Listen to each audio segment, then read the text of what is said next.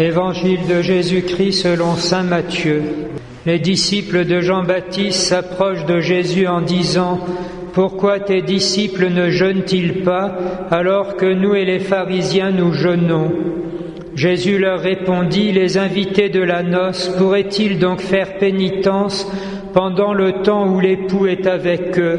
Mais un temps viendra où l'époux leur sera enlevé et alors ils jeûneront. » Nous avons eu dans la première lecture la comparaison par le prophète de deux comportements en matière de jeûne et d'abstinence, et le Seigneur Jésus est l'héritier de cette lignée des prophètes. D'une part, une observance, comme on dit, ritualiste, extérieure, formelle, et d'autre part, la conversion du cœur, celui qui se tourne vers le Seigneur, demandant pardon pour ses péchés et accueillant sa miséricorde, mais surtout mettant la conversion sur le plan de la charité et du don de soi. Encore faut-il bien percevoir ce que c'est que cette charité, c'est de regarder les autres comme des compagnons d'éternité.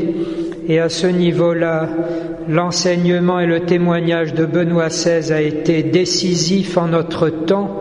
On reconnaît vraiment la valeur de l'homme, sa dignité, on le sert en vérité lorsqu'on perçoit qu'il a la vocation divine et que l'on se met par-dessus tout au service de cette connaissance de Dieu et de la foi.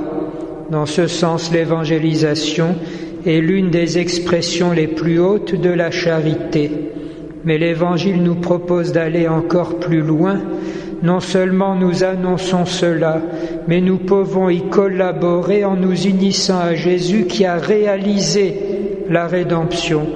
Nous n'avons plus seulement la vocation divine, nous pouvons réellement accéder au cœur du Père.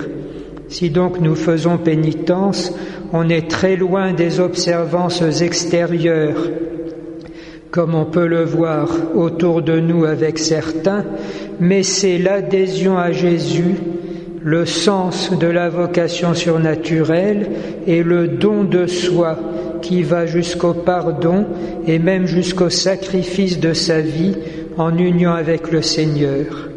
Le plus important est peut-être simplement ce qu'il dit dans l'Évangile, « Comment jeûner alors que l'époux est avec nous ?» Ce que nous retiendrons, c'est donc une totale docilité à l'Esprit Saint. Nous, notre régime, c'est la plénitude, la table du festin avec le Seigneur Jésus.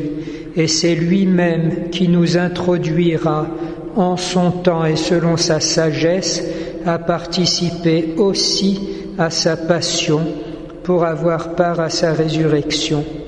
Le sens de la renonciation de Benoît XVI est certainement tout entière dans cette docilité à ce que Dieu attend de nous plutôt qu'à nos projets.